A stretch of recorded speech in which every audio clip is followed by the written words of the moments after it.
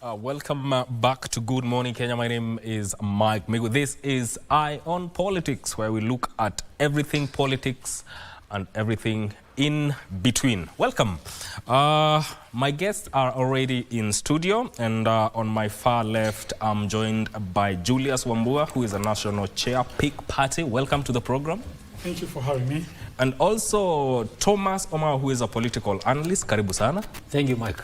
And Imran Mohammed, who is a youth leader. Welcome to the program. Thank you, Mike, and good morning, Kenyans. I hope your morning is perfect. Fantastic. We are going to talk about a host of things, but before that, I want us to take a look at what is making headlines in our local dailies, and I am going to start with the Daily Nation. The headline that is splashed on the front page of the Daily Nation is Muturi takes on Ruto over abductions. In a rare attack, a Public Service Cabinet Secretary Justin Muturi breaks ranks with his boss, President William Ruto, as he demands an end to the spiraling wave of abductions, illegal detentions, and enforced disappearances perpetrated by rogue state agents against the perceived enemies sorry about that, and critics of the government. It's the same story that is carried on the front page of the Standard, where they are saying abductions fallout. Public Service Cabinet Secretary Justin Muturi has broken with the tradition to call for a sober debate on abductions that he says hit him hard as his son was kidnapped last year. He joins a list of senior government officials calling for an end to the extrajudicial means of dealing with dissent in the country. That is the story that is carried on both the Standard newspaper and the Daily Nation. Before I get into your reactions to this, let me welcome Dr. Joseph Rotich to the program. How are you, sir? Thank you so much, sir. Thank you for making time. Habari ya Mwagambia? Mzuri sana, unaendeleaje? Thank God. Yes. By the grace, we are here. Let me start with you. Abductions fallout and Muturi taking on Ruto over abductions. Your reaction to that, first of all? I think the issue abduction should not be there in the first place. And it is not only Muturi, the CS, who is actually concerned about the whole thing. It is the Kenyan people who are actually concerned about the whole fight. And by him condemning, to me it is not a surprise, because yes, he will also be held also accountable, being a government person. He is the cabinet secretary. Yes. And if he had not spoken that means they would be maybe dilly-dallying with the government doing the same. And in any case, of course, we are not yet aware who actually carries out these abductions, because the eyes are looking at the government, because the government is actually responsible for the security of the Kenyans, and that is what the government should be doing. So where the government or the police or the security says that they are not even aware about that, then you can imagine where we are as a country as far as the security is concerned. Because if those who are tasked with security are not aware of what's happening, the insecurity that is being carried out by some few individuals, this is something that is being condemned by all Kenyans. But when you talk about Muturi, I think you should have done a more responsible thing to resign. Because you cannot be in the same government and you are condemning the same government. I believe you would have sent a better message with a lot of strength if we had actually resigned. Okay, all right. Let me get your sentiments on the same. And do you think, as Dr. Tari is saying, the CS should have resigned? I think he should have, first of all. And the timing of his criticism is curious. Because if the young man was abducted sometimes in March, he's quiet and speaks this January. Actually, his son was abducted sometime in June. June, yes, that's still far away. Yeah. That is like 7 months ago. 7 months down the line, the guy is out now saying, hey, my son was abducted. The parents whose children were abducted the other day were all over within a few hours. You saw the Honorable Mzee crying in court. That is the reaction we should expect from a parent who really has genuine feelings about such a thing as an abduction. Given that abductions are bad political manners, it is also bad political manners to use them as political capital in this sense. This man has sat, Honorable Muturi has been in the National Security Council. He has sat there. He knows what is happening. And in fact, he's in a better position to tell us who abducted his son and aid in the investigations. Because we have seen that the DCA is investigating the abductions, and we believe that they cannot investigate themselves. So there seems to be more to this story, and people like Muturi should fill the gaps for us. Yeah. Omao, what do you make of this move by the CS? You know, Mike, foremost, before I proceed, I'd like to make a reference to the greatest son of Africa. That is Professor Chuba Wilberforce Kadigibo. In the conscientialism of African political philosophy, this great gentleman tells us that if we are emotionally attached to our tribe, religion, or political leaning, to the point that truth and justice become secondary considerations, then our education and exposure must most probably be useless. He further goes ahead to say that if we can't go beyond petty sentiments, then we become a liability to mankind. You see, Mike, we have a great number of leaders in this country who have shied away from telling the head of state about these abductions. Then here comes a CS who sits in the cabinet, who is a government employee, and he comes on a national television to tell us about this abduction. So this is the seriousness of this issue. And as a people, as a country, we can't shy away from mentioning some of these things. And as I mentioned earlier, on whose interests are these abductions happening and taking place? And the fundamental question that Kenyans are asking ourselves, is Nairobi becoming a playground for foreign and local abductions? Initially, Nairobi was seen as a safe haven for those seeking safe havens from their countries. Last time we saw when Tundu Lissu, the opposition figurehead from Tanzania, when he was abducted and actually shot several in Tanzania, he came here in Nairobi to seek a safe haven. So what's really happening? And the president of this country, Mr. William Ruto, is a very learned gentleman, must actually come to terms with this. And he must interrogate himself, he must interrogate the government, and actually end these abductions, because they are creating a very bad precedent on the global stage. Imran, what do you think of the CS move to do a presser and condemn abductions? And also, I understand he was also asked by the DCI to record a statement. Yes. Mike, it is very unfortunate that the CS has not recorded any statements regarding the abduction of his son since the abduction has happened. But I will say this. His presser and coming out at this point in time when the issue has been under investigation for some time is questionable. And I think coming out and condemning the same government where he serves, and he is a member of the cabinet where decisions and the country affairs are discussed, pegs a lot of questions about his intentions. And I think it is politically motivated, and his presser right now is more of a political statement than actually addressing the abduction of his son. I think it's a smoke screen. I think he's adding salt to the injury Kenyans have already, and I mean by seeing a lot of political indifferences between the ruling class, the alliance in Kenya Kwanza, and this is an issue that is now coming up as a political statement, my humble opinion. Yes.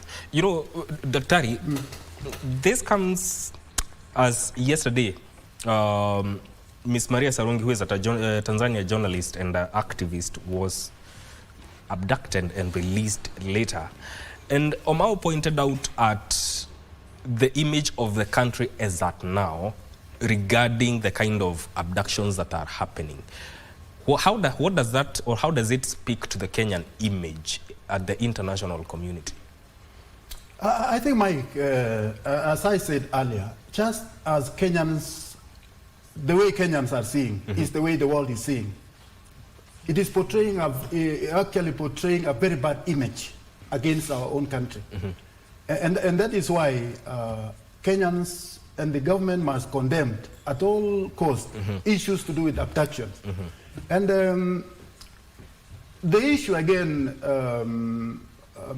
which I'm actually saying, so long as as long as we are talking about our abductions, what I've also seen our young generation doing in writing images against, in making, giving out information, inflammatory information against their own country, writing even to some very prominent individuals outside the country, talking ill of their own country, talking bad about their own country.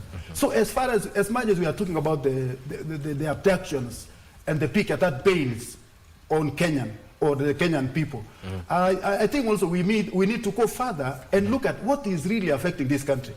There is a growth of madness that we, if not managed, Mike, it will actually paint the country in a very wrong way. Imagine you are writing a mail or an inflammatory statement against your own president, talking ill of your own president to a visiting diplomat or a visiting president. With all sorts of things. Recently, of course, even the issue of the campaign, the AU chairman's campaign, that the Right Honorable Raila Odinga has been campaigning. And of course, the president showed the direction that is the way to go. Kenyans must give all their moral support to, Right Honorable Raila Odinga to occupy that position. And you still have Kenyans who are anti-Raila. Yet the position that is actually looking for is a foreign position. So this is actually painting us in a very bad image. And Mike, also, if I can also go further, look at what's happening in Congo. The youth have actually inflamed their own country. They have actually put their own country in fire. When I saw the atrocities that was caused by the same young people, hardly 16 to 25, doing all sorts of things, then the country also reacting the way they reacted. What country are we imagining? I think Kenyans should guard their country with a lot of cheerlessness, because this is not the way to go. When you saw the other day, our youth portraying the president, a dead president, in a coffin, which is uncultured, un-African, and I'm asking the parents of those children who have actually been doing that to approach His Excellency the President, kuomba msamaha, because the President spoke something that I felt very bad as an elderly person. He said, maybe even those people who have actually put me in the coffin will die ahead of me. To an African, what do you exactly feel? What do you actually feel as a parent? I think it is a high time for Kenyans and the Kenyan parents to caution their own children on whatever utterances or writing that they are actually making. Because it will ban the country, it will ban create a bad image against our own country, and the future of this country will look at it. Because we have a name to guard. Mike, you are there, you are not opposed to the government. Here, I'm opposed to the government. But the government, by the end of the day, it is our government. It is where we are all feeding on. It is our country. So we need to develop a positive attitude, not necessarily abduction. There are so many other things that we must consider as a country. Julius Wambua, what do you think in terms of the way that the youths are expressing their criticism against the government? Which is the best way to go about it? I think, to my mind, we need a moral reset in this country. And the youth should be at the back of the queue. Because it's not them who started this thing. We, our generation, are the ones who have taught the youth these insults. As much as last week,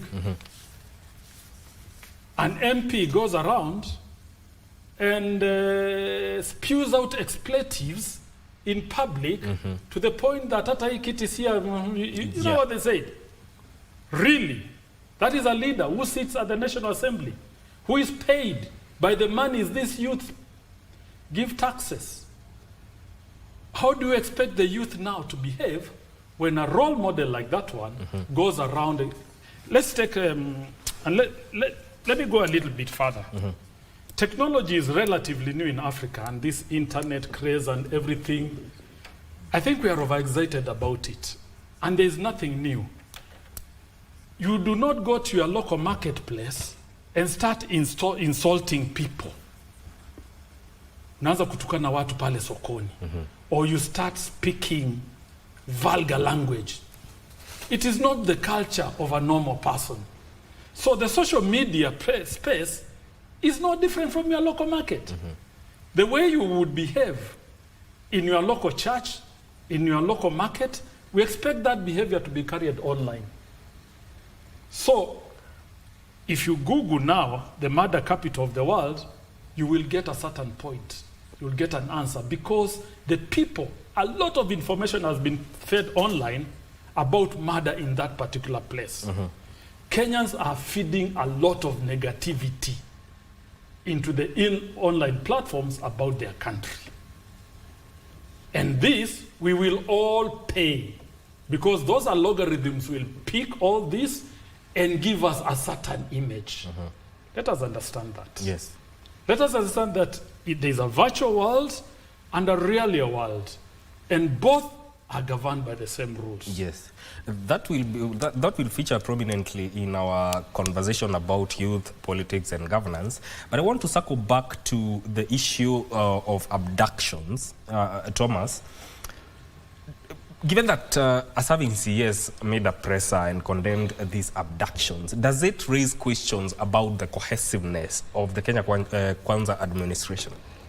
Oh, you see, Mike, as Kenyans and what the president and the government at large needs to question itself and also ourselves is where did this rain particularly start beating us?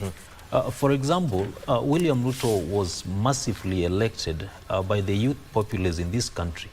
And he was elected on a platform of transforming the economic agenda of our country, Mike. But 2 years down the line, the president has seen a turbulent ride in his leadership. So where did the rain start beating us? Number one, Mike, if we can remember, the 25th June, Gen Z uprising in the country was precipitated by the grandiose display of opulence by the political class. You know, that was the genesis of all these leadership crises, Mike. You see, we have elected people, we have elected leaders who are going out displaying opulence against the backdrop of millions and millions of Kenyans who are jobless, who are poor. So this is where the rain started beating us. So about the abductions, as I said last week, the government is trying to use this as a strategy to silence those who are against its policies. But this one is not going to work because it's creating a very, very negative image about the government. It's creating an image of a president who is actually perceived to be a dictator who brooks no dissident. So these things must stop. As Dr. has said here, Mike, you see, we have a president. Besides the constitutional role of being a president, he's also a father. He's a husband. He's a grandfather. So we need to accord him that respect. And Wambua has mentioned something here that is very serious, and we need to be very, very much keen about it. You see, as we are currently speaking, Mike, 500 Mozambicans have been shot dead by the state operatives. This is after the elections of October, in which Daniel Chapo, the government candidate, was declared the winner. So since then, we have seen a backdrop of demonstrations here and there, and many people have been killed. And as we are currently speaking, Parliament of that country is convening for 3 days. And the third day of, which will be Wednesday 15th, will culminate into the official installation of Daniel Chapo as the next president of Mozambique. So we have seen vitriolic statements from politicians of that country, and many people have been killed. And Mike, the ICC detectives is on a very high alert about the happenings in that country. So we should not go to that direction. And my urge to the president this morning is that he should move with speed to tame his political associates, who are spewing vitriolic statements, like the member of parliament who has been mentioned here, Farah Maalim. Yeah? So the other day he mentioned about butchering 5,000 young Kenyans. Seriously, that's not good at all. And he needs to be very, very much careful, because the ICC detectives are on a very high radar. So we have a country to protect, we have a country to guard, and the image that we portray to the West and also to the global scale is very, very much fundamental. You know, initially, Mike, Kenya was seen as a regional hegemony in the East African region. It was seen as a paragon of moral and democratic virtues. But that one is waning and dying on a daily basis. So our leaders must be very, very much careful. Our leaders must actually have a feeling for this country going forward, Mike.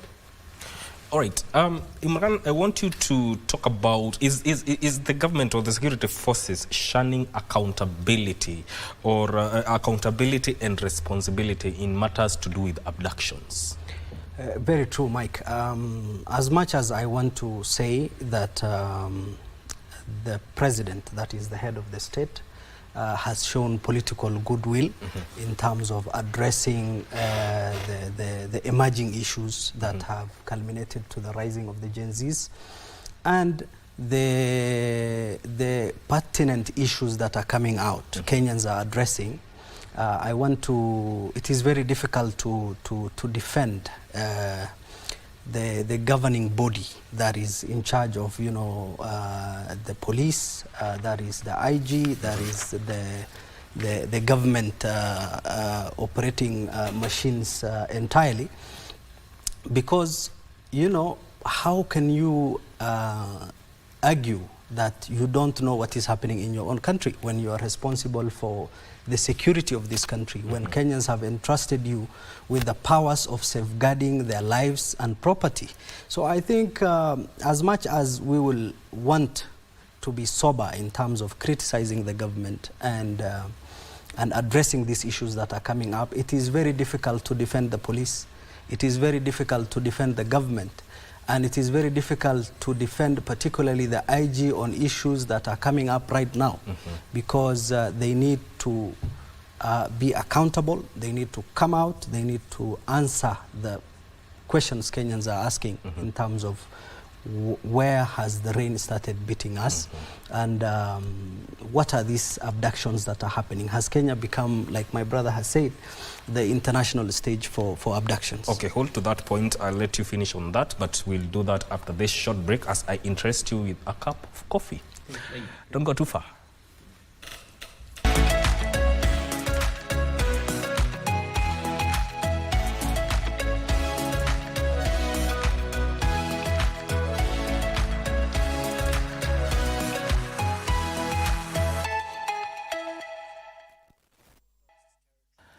Always a pleasure to have you on board. You're watching People on Politics. No, this is Eye on Politics. People on Politics happens on Tuesday here on Good Morning Kenya.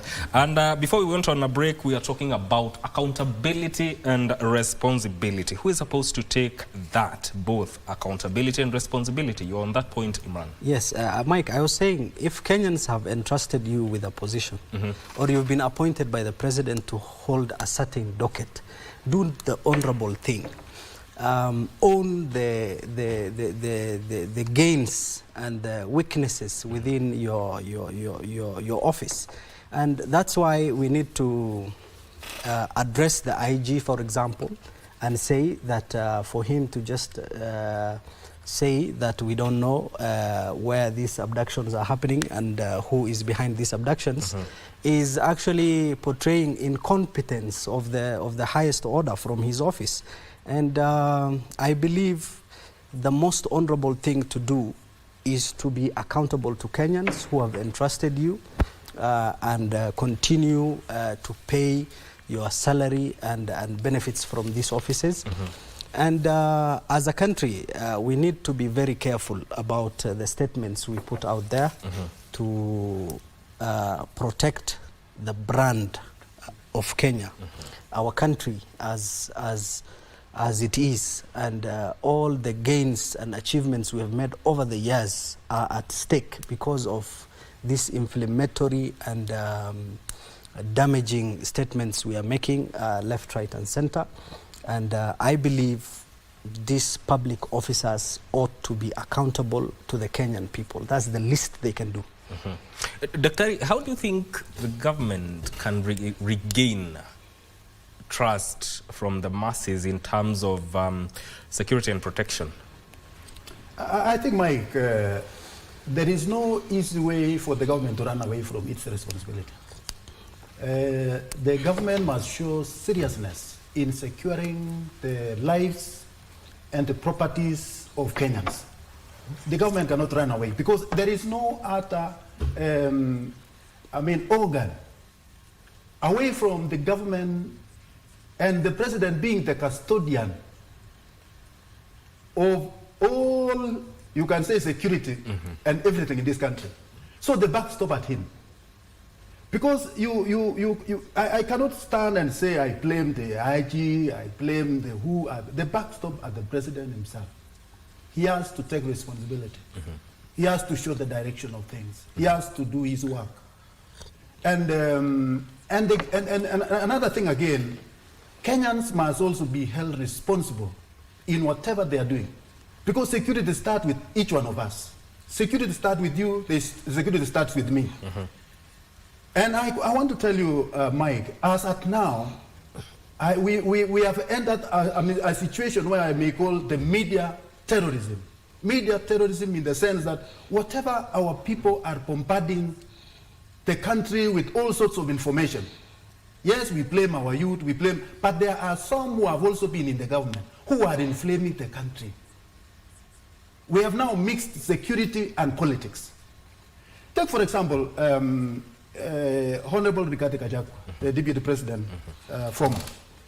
The utterances that he is making on a daily basis in our churches, inflaming the country of accusations as if he was not there the previous day. Yana is now an angel. He's a different leader. He is going to rescue this country in his imagination.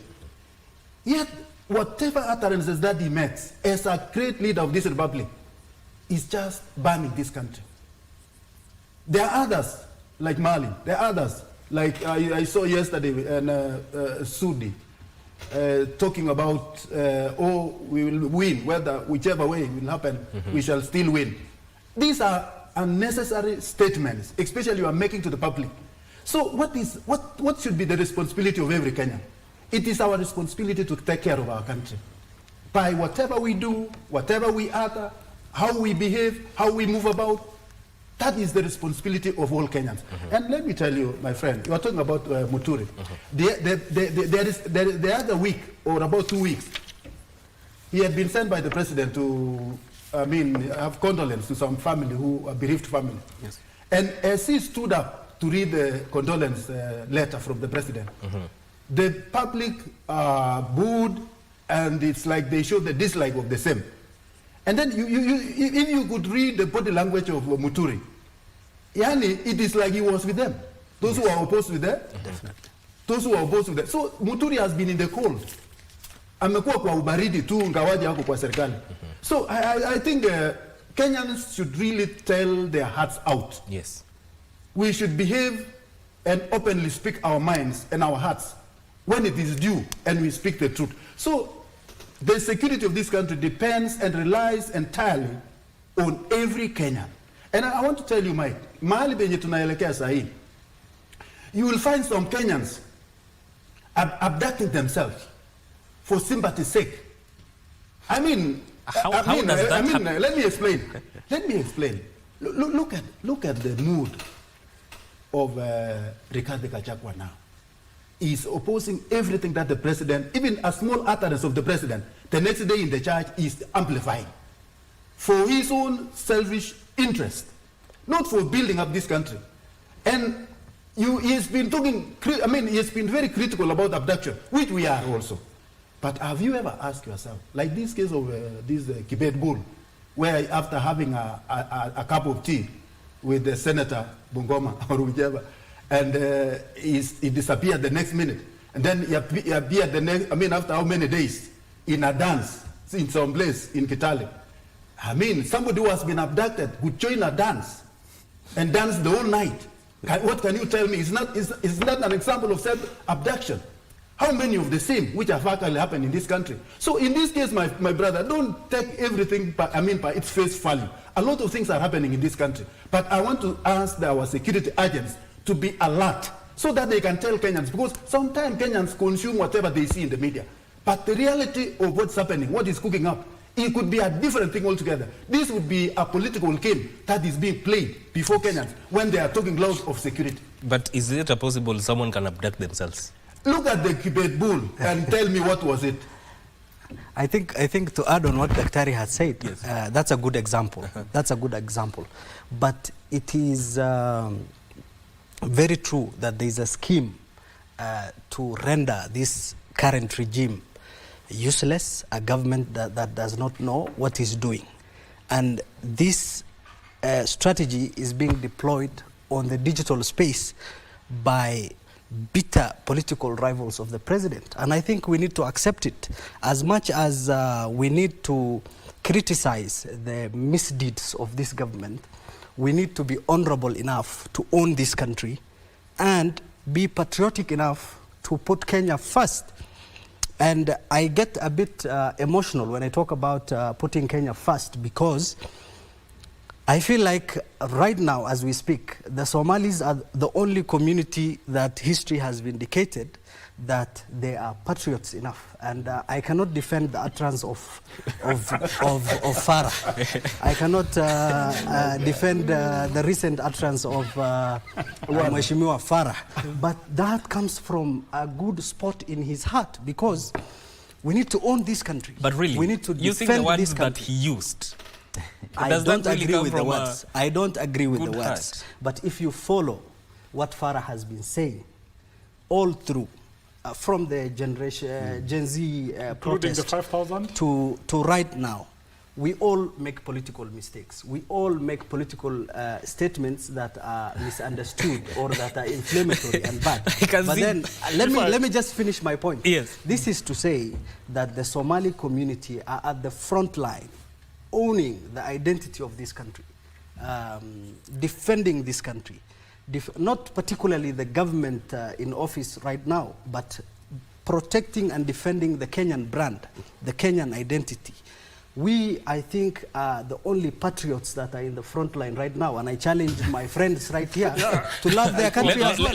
Let Wambu of us respond, then I come to you, then I come back to you.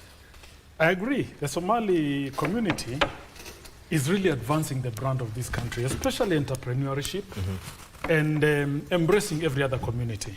We all flock to Isili to get the goodies. But when it comes to somebody like Farah, I think he's a serial blunderer.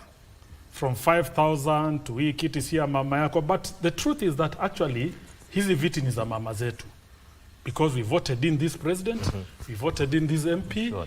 These are our seats. And unless somebody is being paid from other quarters, I don't know. These are our seats. Hizi vitu za mama zetu. Let Omar give his sentiments, then I'll come to you, Daktari. I like to respond to Daktari, what Daktari said, especially about our former deputy president. Mike, you can bear me witness that currently Wamunyoro village in Nyeri County is currently a plethora of activities. That village is very, very busy. Number one, as I said last week, Mike, we have a former deputy president who is actually as angry as an Inja tiger, trying to fight back those who are trying to eclipse his rising political star. You can bear me witness that Rigathi Gachagua, the former deputy president, is the one and only politician who rose from a member of parliament to a national stage as a deputy president. Currently, as we are speaking, Mike, that village, on a daily basis, we are seeing politicians, business people flocking that area. And that's a political strategy and a political message that the former deputy president is sending to his political enemies that he is planning and strategizing for 2027. You can bear me witness that in Makueni County sometimes back, the former deputy president told the Kamba nation that if indeed they want to be in his government, that is post-2027, then they have to register in large numbers as voters.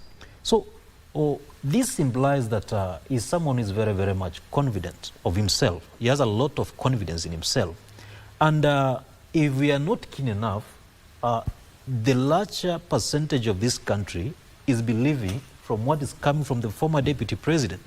Because, like, there's a time he said that he commented about these abductions. He said that if this code is not going to be disbanded, then he has all the information how it's operating.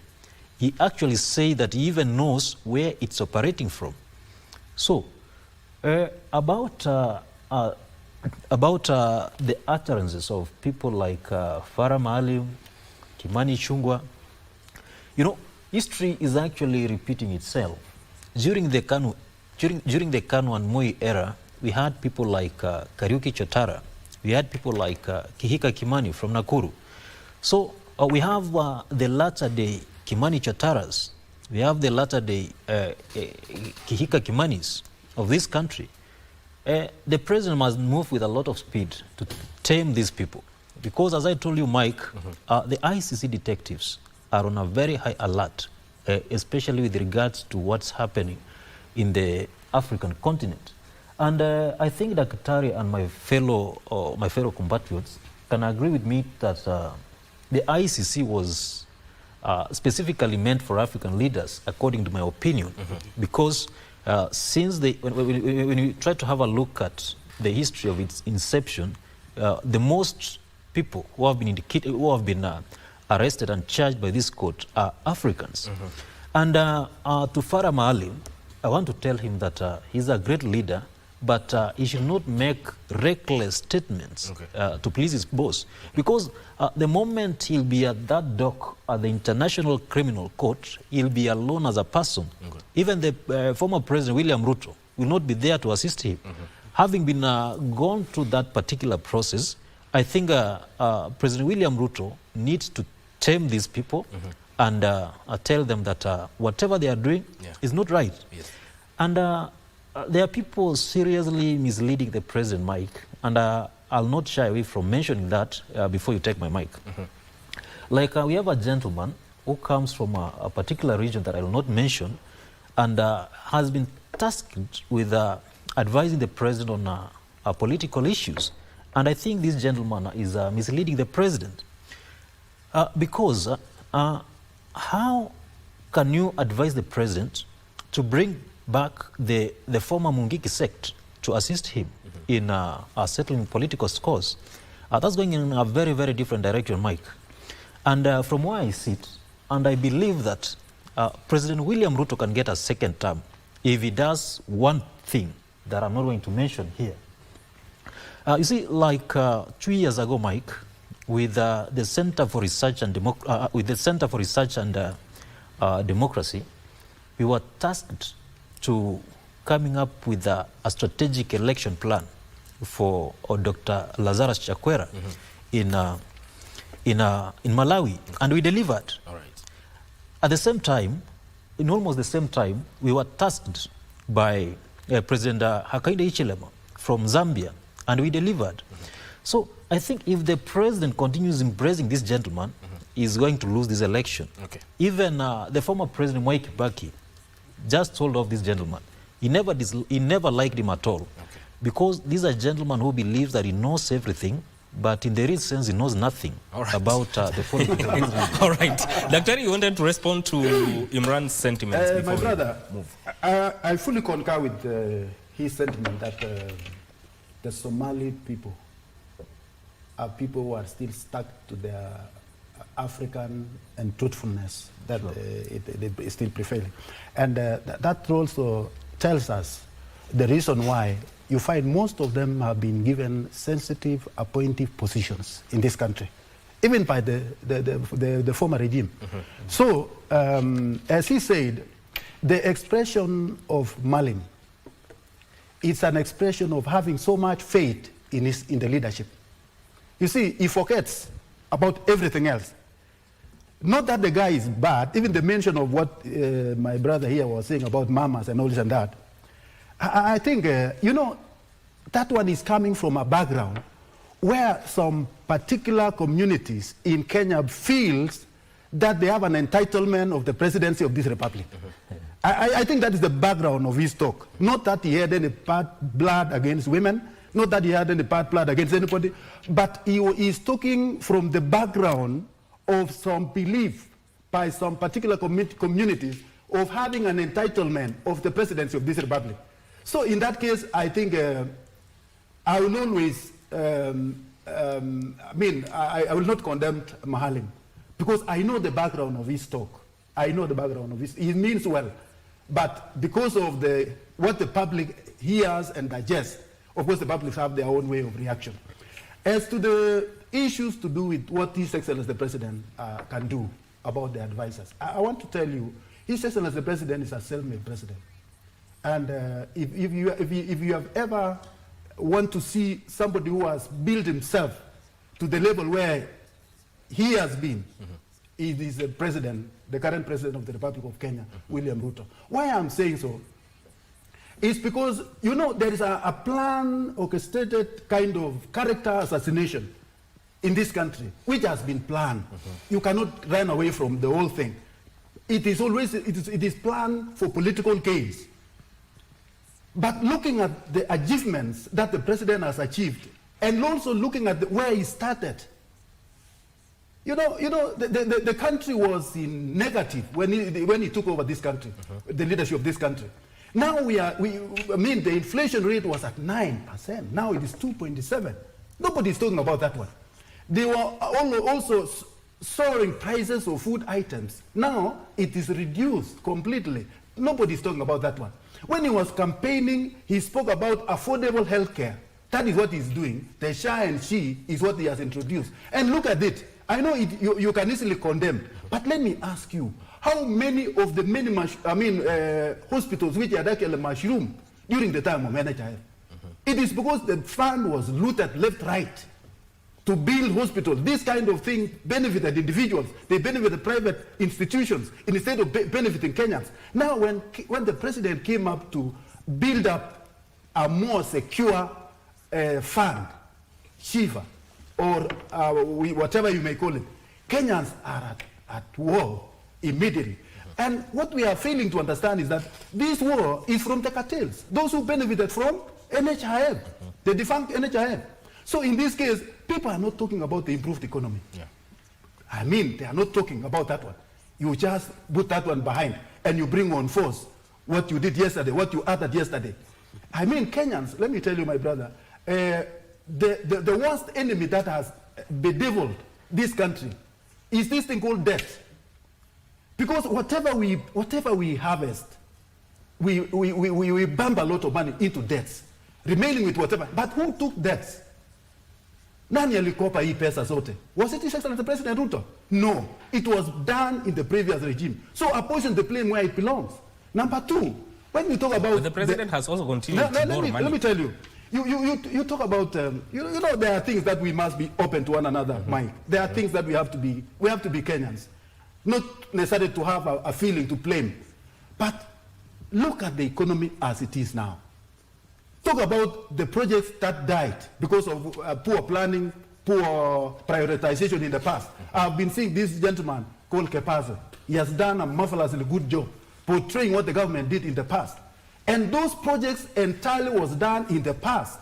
The President Ruto was not the president by that time. And now all blame goes to him. Now, my friend, even if it is you, what can you do? So what we need to do as a country, can we apportion blame where it is due? If you, Mike, has corrupted a particular institution, I point at your finger, you yourself you have corrupted. But for how long are you going to apportion blame and not offer solutions? Let me tell you, the solutions are already there. Let me tell you, the solutions are already there. The economy is improving, despite of all this. Then there was this issue, the whole problem that we had, fuel. What we call, we used to do what we call what? Subsidies. Subsidies, fuel subsidies. We used to take a chunk of money of this country, the taxpayers' money, The president removed that one. Now, the fuel industry is propelling itself on its own based on the supply and demand, whatever. And that one is already done. Okay. You talk about even there were subsidies on issues to do with food items, which is no longer there. So, my friends, let me tell you, what do you think in the 2 years the president has not done?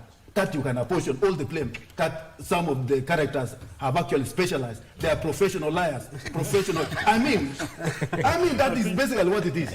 I think, Daktari, there is one thing you are saying. After you mention a point, you say nobody is speaking about this, nobody is speaking about, and that is where the problem comes in. When the president appointed Professor Kithure Kindiki, he said something that I've been very lonely in speaking. I was the only one who speaks for the government. Yes. And imagine the size of a cabinet of 21 people. It has a government spokesman. It has all the mechanism for communication. Only one man is speaking about the agenda, and that is the president. So, and whenever one of them comes out to speak, he turns everything round like the way Justin Muturi has done. There is no problem with the people who are criticizing the government. You will be criticized from morning to evening until the cattle come home. But you also have a duty to project, to defend your agenda and to prosecute your agenda in the public space. When did you last hear a cabinet minister or a government spokesman espousing the points which Daktari here has said?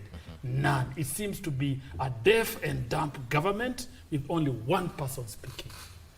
That's the president. That's the president. So who is? It means that the communication department now is failing in terms of talking about the government projects and. Who employed those people?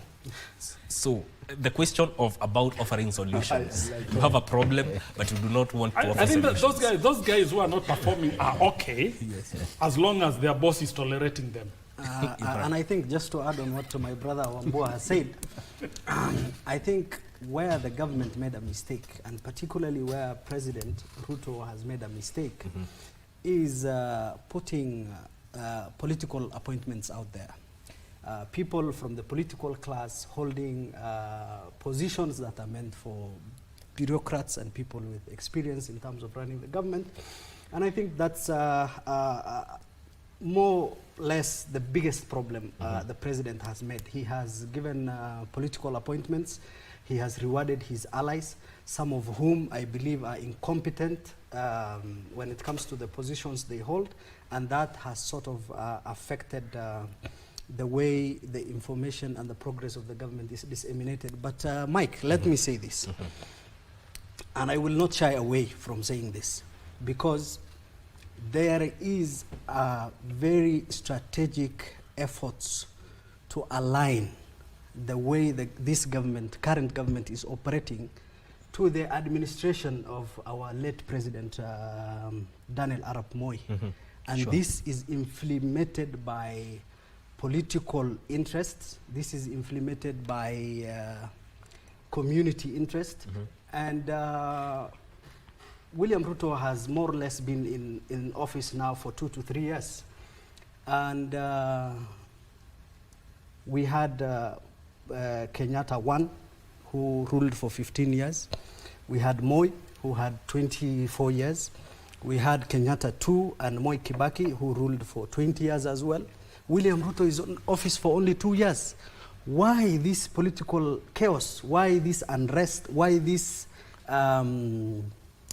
strategic decampaigning to paint the government bad, to paint the president bad?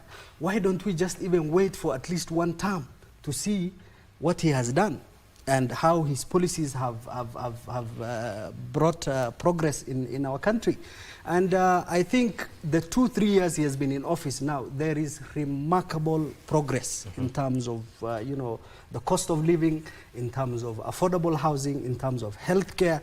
There are so much achievements which have been made in terms of stabilizing the economy of this country that is not celebrated, that is not put out there. And the campaign is now anything good or bad that comes from President William Ruto is rejected. I'll agree with Mohammed on Okay, one thing. before you respond to that, let's take a very short break. We'll be back. You respond to that as we go to the next topic. Don't go to... Welcome back. This is Eye on Politics. I want us to change the conversation and focus on youth politics and governance. And I'll peg that on the front page of the Star newspaper. They're saying IEBC's 5.6 million Gen Z voters to tilt 2027 election. Pundits say young people are likely to have a big influence in the polls. I'll start with you, Imran. Yes, I Is think... this a possibility? Very true, very true. And I speak for the young people of Kenya. We have demonstrated our potential during the Gen Z protests. Even though that good political narrative has been hijacked by some criminal elements and politicians, we have demonstrated to Kenyans, the ruling class, and the whole world that the young people voices count. And the number is significant when it comes to voter registration, when it comes to making political decisions in the general elections. And I think right now the next strategy for the young people of Kenya is to get registered and to go out there and vote. As much as we want to exercise, some of our youths are exercising their voting rights for the first time. As much as we are doing this, we are also very careful about politicians who want to use us again, the culture of using young people to make the same political mistakes, the same voting mistakes every cycle during the elections. This time, I think we are ready and we will make good decisions, and we will shift the voting blocks in terms of the way we vote in this country. Omar, do you see the youth of this country, given the activities that have happened in the last 1 year or so, do you see them changing their demographic numbers into a demographic dividend? Whereas I agree with my brother Mike, that will depend on whether this particular segment of the demographic will get out in large numbers, yes, register themselves, then that will be replicated in the ballot. But Mike, before that, the youth of this country are faced with many vexed issues, starting from unemployment. That is number one. Number two, the youth of this country are also seriously disenfranchised. Why am I saying so? Majority have been overwhelmed by the whims and also caprices of the political class. During the Gen Z protests, we saw a group of youth. They came together and they sent a very, very strong message, especially to the political class, that if indeed you are not able to deliver, and if you are not able to deliver on whatever mandate that has been given by the people, then we, the people, have the capacity to get you out of power. That message was sent home. So about 2027, I'll urge my fellow youth and also compatriots of this country that honestly we need to get out in large numbers and register as voters, because that will be the only weapon that can be used to send those leaders who are not working home. And we should also deal with the question of compromise. Like recently, I saw a splinter group of a particular segment of the youth. So this also begs another question. How focused is this type of people, or how focused are they in this struggle to liberate ourselves and also our country from bad leadership? Because there was also a saying in town that a section of this youth has been bought by some politician to equal and also to fight the fellow youth. That one cannot work. And that one, if we approach the 2027 politics in that direction, then I think we are headed in the wrong direction, Mike. So we need to focus, we need to be to have that particular unit of purpose, Yeah. and also hold our leaders accountable in a number of governance issues. Wambua, the IEBC targets to register 5.6 million youths. Do you see the youth of this country rallying to a common cause or coalescing behind one force? I think 5.6 is an understatement. The youth is the elephant in the room of Kenyan electoral politics moving 2027. And nobody has an idea of how to tame it. They are an enigma. Because 46 million Kenyans are 35 years and below. Where does 5.6 come from? Let's assume 20 million are 18 and below. Yes. We have a block of 20 million youths out there, Yes. who should go and enroll themselves in that voters register, who should mobilize themselves, who should join political parties. And let me tell you something. The problem with us, the traditional politician, is that we are still playing the old politics of galvanizing this tribe, Galmorema hapa, the lake here, the valley here. That kind of thing is fast fading. That is old school politics. What we have that will dominate 2027 is a cross-cutting narrative of issues that impact on Kenyans. And the youth will be at the forefront of this block of votes. So in a way, the youth as of today are propagating a situation of issue-based politics henceforth? Exactly. Of course, I cannot say that the old tribal politics will die. It will still be there. But it is going to be overshadowed by what the youth are selling us. And it's not about being young. It's about having onboarding your politics onto the narrative that is dominating the country now. The problem, as I've said, nobody in the traditional mold of politics knows how to deal with the youth. There was an attempt by the president to engage them on X, and I think it just ended there because it becomes complicated. Yes. Daktari, how would you rate the involvement of youth in matters of governance today in the country? I think, Mike, the way I look at the youth of this country, Yeah. if I was to reason at the time during the peak of their demonstration in this country, I would have reasoned it differently. But as it is now, I'm reasoning it differently. The first reason that I had was that these youth coming together will pose a challenge in the next leadership. They will have a leader of their own choice. But after some time, the same fire, the same vibrance that they had has actually died out. And they actually ended up in their own tribal cocoons. So politicians have already, they have read their minds, and they are now singing their tune. But not singing their tune to join them. They are singing their tune to bring them on board. They behave like they love them because they are many, but it is a lure. Take, for example, my brother, what happened recently. You saw there was a church service somewhere in Eldoret where one of the youth appeared there and everybody was applauding. Now you have come. The rest were locked outside. And then ukapata, you mean vijana wengine wanapika, oh, why did you go and all and that? Then you find this one also is aligned to so and so. This one is aligned to so and so. So my biggest worry is that the very unity that they showed in the first place has dissipated. It is dead.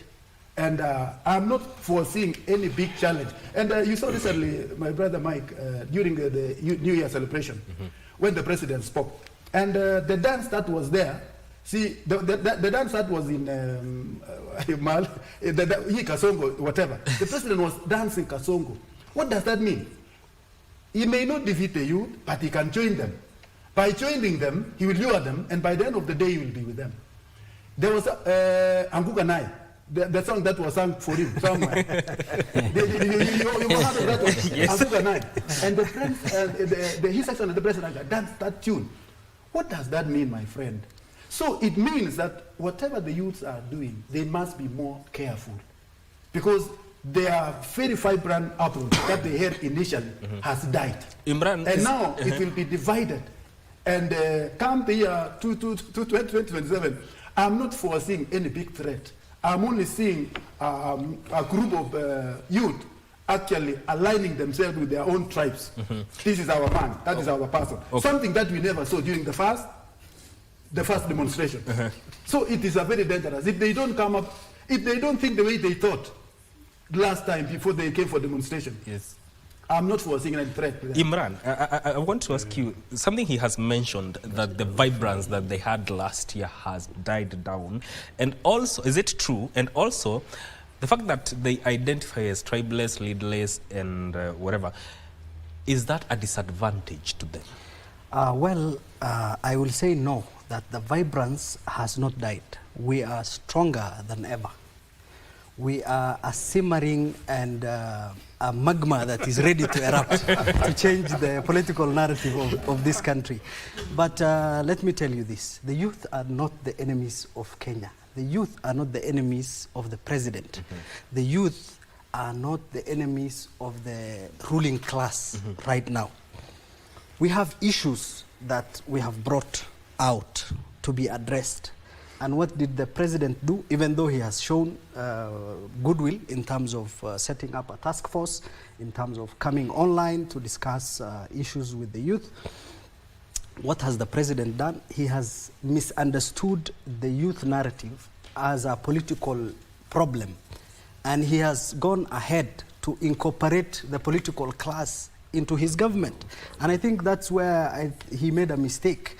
The youth are still out there crying about their issues, about this governance problem, inclusion issues that are there.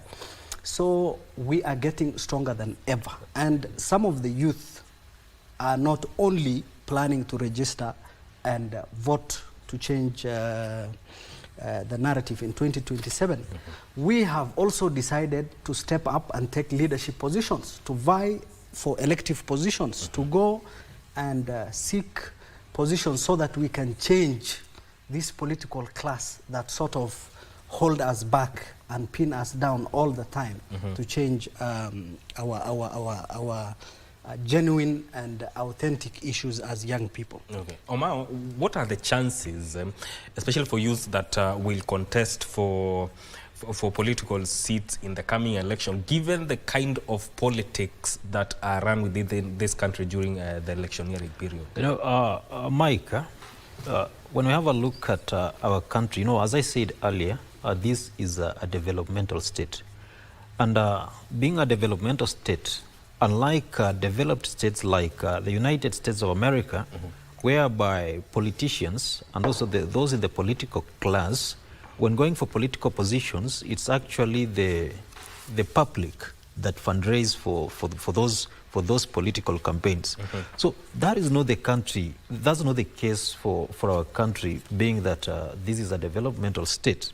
But still, Mike, when we have a look at the African political arena, we come across the youth who have risen to the occasion, gone for political positions, and indeed proved that honestly the youth can make good president.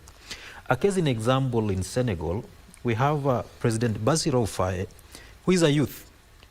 Immediately he was elected president, he did away with parliament because he realized that parliament was having bottlenecks to his leadership. And actually that young man is doing a lot for his country. Going to Botswana, Mike, we have Duma Boko Gideon, who was recently overwhelmingly elected in Botswana, and the gentleman is turning things down in his country. Going to the West African region, we have Captain Ibrahim Traore, who is actually a firebrand politician. He's actually a great leader of our time and history, and is just indicating that the youth, if the youth can be trusted with leadership positions. Back in home, as I said, Micah, what we need is just one thing, the unity of purpose. As my brother Wambua said, the youth, actually, they are not even 8 million. They are past that. So you can imagine if this particular segment of the population come together, put minds together, you can imagine what they can do. So it's my clarion call to the youth of this country. We need to be resilient, we need to be focused, and we need to have that particular unit of purpose as we approach the 2027 elections. You know, the moment we are a united front, even the other political figureheads will actually have a different view of how we are going to manage the politics of this country. You see, the traditional politicians are just moving helter-skelter, trying to plan and also strategize for 2027. And I mentioned about the activities currently taking place in Wamunyoro village. So what the former deputy president is sending a very serious message to his political enemies that he is ready for 2027. And for us, even the youth, we need to start planning earlier. Because someone once said that if we fail to plan, then most probably we are planning to fail. So I believe in the youth of this country. I believe we can, and we must move with speed to implement our agendas as we head to the next elections. Wambu, I see you have something to say, but also on the same note, which is the best way for them to engage in, to get into matters governance? We are talking about registering political parties, going as independent candidates, or joining the existing political parties. Which is the way forward for these people? First of all, just to buttress what Mohammed has said, the youth, fire has not died. We chased them on the streets with batons and tear gas and water canisters, and then they went online. They went online. Yes. Now we really don't know how to deal with these people online. We keep grabbing one here, releasing, grabbing one here, releasing. They are an active online brigade, and they are faceless now. Now let me give the youth of this country some advice.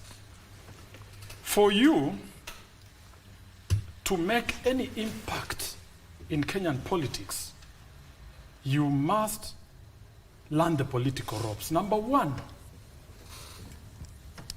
you must mobilize. Number two, you must mobilize within a political party.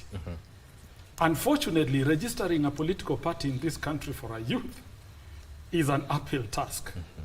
And then there's also a threshold that you cannot participate in an election as a political party if you are registered within a certain time frame. But good news to the youth of this country, there are 90 political parties in this country. Of course, most of them know about 4. But there are 90 fully registered political parties in this country. They should visit the office of the registrar and seek to join those political parties and become active. Because running rudderless, leaderless, in an independent format will have certain bottlenecks, even upon election. That's my advice to the youth. The other issue, the Wamunyoros of this world, once you have been removed from office by way of impeachment, you are unfit to hold public office for 10 good years. I don't know which government we are talking about, that one. So that kind of bad political manners, regional and tribal kingpins, the youth must steer away from that. Because what the tribal kingpins do is that they sell you a certain drug that our community will get the presidency. We will get the fruits. So they tell you, now come, elect all these people under my party. So you elect a senator who is a human being, an MP who is a goat, an MCA who is a cat, and maybe a woman who is a chicken. Only after they go into parliament and you realize that because of that trick you are played on by the kingpin, you elected a strange breed of leaders, you start saying they are not performing, they are not performing. But let me tell the youth, our leaders in parliament, our leaders in the Senate, in the county assemblies, and our governors are the correct leaders. They are the kind of people we elected them. The deals, whatever we are asking from them, is not on the table, was not on the table when we were negotiating about this. We elected these people simply by dint of the fact that they were from a certain political party, or they were from a certain tribe, they belonged to a tribe. So if I'm a Mukamba, you elected me for my Mukambaness. Can you please eat my Mukambaness for the next 5 years?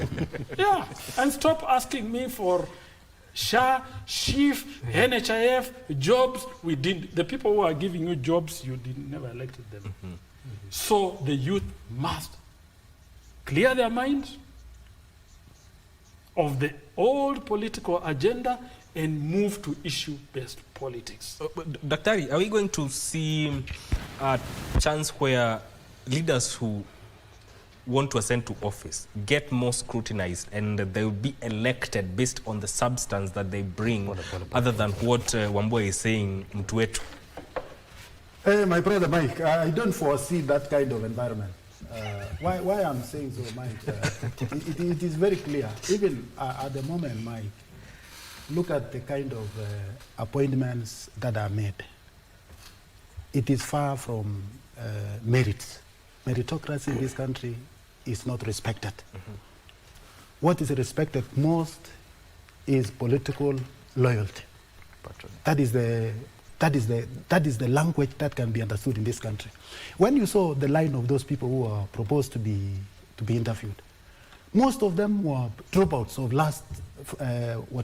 last elections. What a coincidence that all of them came, if that is the case. What a coincidence.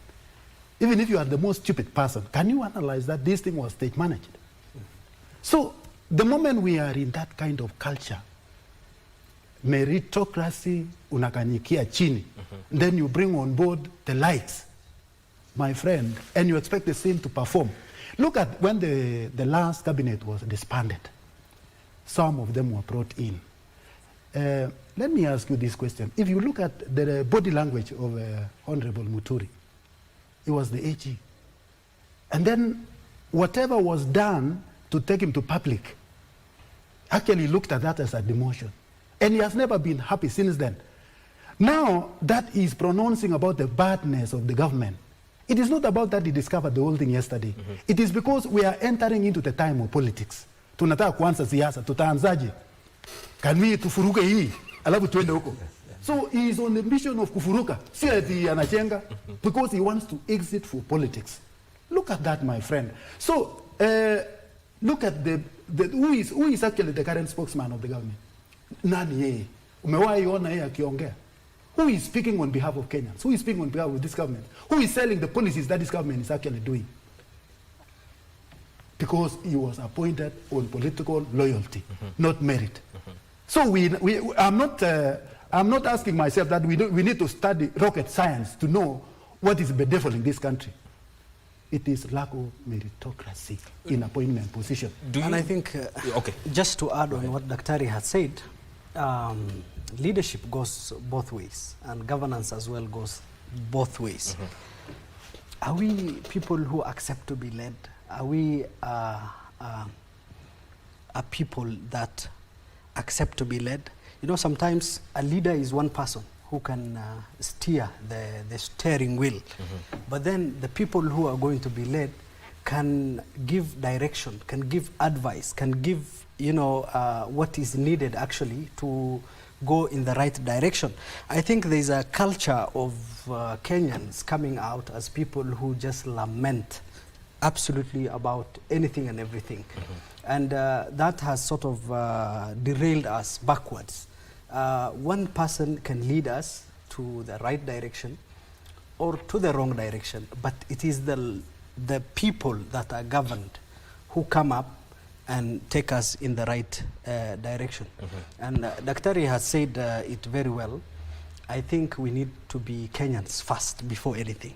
We disregard our political formations.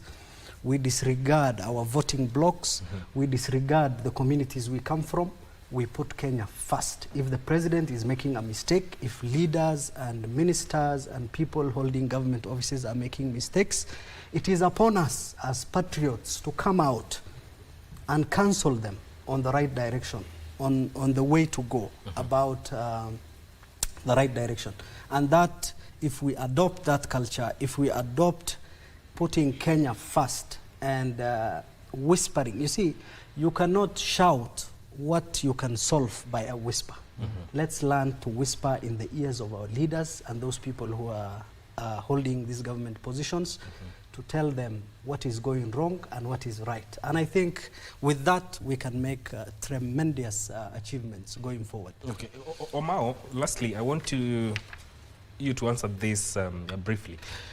Do you see the youth of this country upsetting the political dynamics going forward? I think, as I said earlier, Mike, that one will only be achieved if the youth of this country approach the next elections on a united front, the particular unit of purpose. But if we approach these elections a divided front, then most probably the political class will chip in, then come with what we call the divide and rule, and that objective will not be realized, in my opinion. Okay. So the unit of purpose must be the factor as we go to these elections. All right. I want to give you 30 seconds each to give your closing remarks, and I will start with you. Hey, thank you very much, Mike. I think my closing remarks, Mike, I want to say Kenya will remain for Kenyans. Yes. And all the Kenyans must guard their country. Okay. Whatever we speak, how we act, how we behave, we must portray patriotism to our own country. So that when we speak loud or, low, we are uttering wisdom to the leadership of this country. Right. Because we don't want to lament 24/7 of what's happening. Issues to do with tribal connotation, it should not happen anywhere. Right. I have witnessed what happened in DRC, and I don't want that thing to replicate in this country called Kenya. Where we have actually gone politically, where we have gone democratically, we have gone to a notch higher. We are now being examples of what is being replicated here is replicated in Western countries, applauding us for what we have done. So what I'm telling Kenyans, please, let us avoid banning our country with inflammatory writings. Please, let us love our country. To me, I would like to speak to the youth again. They used to be told politics is dirty business. I'm telling them that politics is serious business. Register as voters and act on that vote in 2027. Okay. Omar. I'd like to finish by talking about Chapter 6 of the Kenyan Constitution, that is on leadership and integrity. It's my clarion call to the political class to be very, very much careful about the utterances they make to the general public, because that will bring a lot of divisions, a lot of chaos in this country. All right. So I pray for a united Kenya. I pray for a prosperous country. Imran. Thank you for this opportunity. I'd like to talk to Kenyans in Rift Valley, Kenyans in Nyanza, Kenyans in Mount Kenya, Kenyans in Eastern, and generally Kenyans all over the country and outside the country to emulate the Somali community and love their country, respect their country, All right. and put their country first. All right. That is Imran Mohammed, who is a youth leader, and also Dr. Joseph Rotich, who is a political analyst, Thomas Omao, political analyst, and Julius Wambua, who is the national chair of the PIC party, joining us here on Good Morning Kenya to talk about matters, politics, and everything in between. This is where we end this segment. My name is Mike Migwe. Thank you for tuning in.